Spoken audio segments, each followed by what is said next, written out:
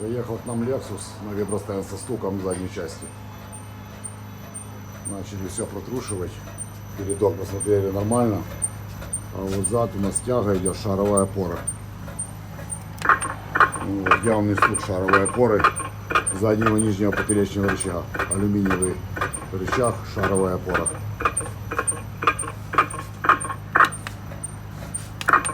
Явный стук.